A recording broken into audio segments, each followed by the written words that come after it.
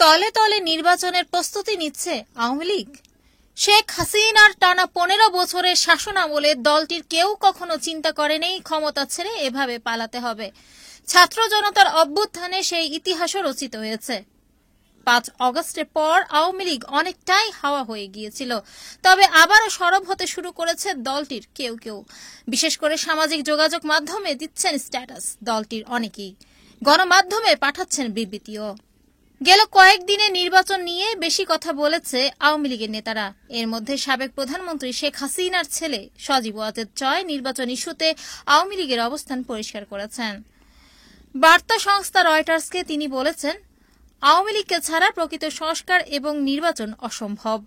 জয়ের এমন কথায় অনেকটা পরিষ্কার যে আগামী নির্বাচনের জন্য তাদের দল প্রস্তুতি নিতে শুরু করেছে। যদিও দলের শীর্ষ পর্যায়ের বেশিরভাগ নেতাই জেলে নয়তো দেশের বাইরে পালিয়ে গেছেন।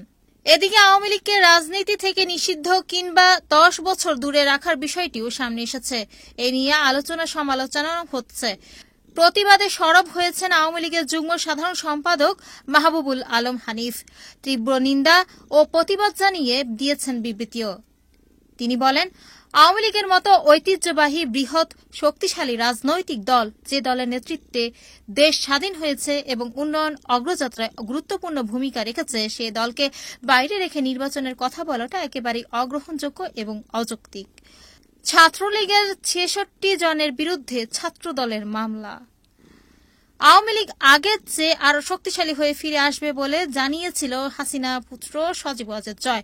তারই সুরে সুর মিলিয়েছেন মাহবুবুল আলম হানিফ।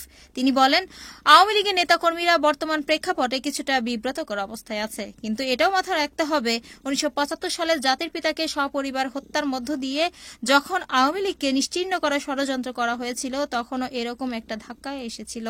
সে সময়ও আওয়ামী লীগ ঘুরে দাঁড়িয়েছিল। অতএব আওয়ামী লীগ আবার অতীতের মতো ঘুরে দাঁড়াবে এবং আগামী সংসদ নির্বাচনে অংশ নিবে। আওয়ামী লীগকে বাদ দিয়ে বাংলাদেশে কোনো নির্বাচন হবে না।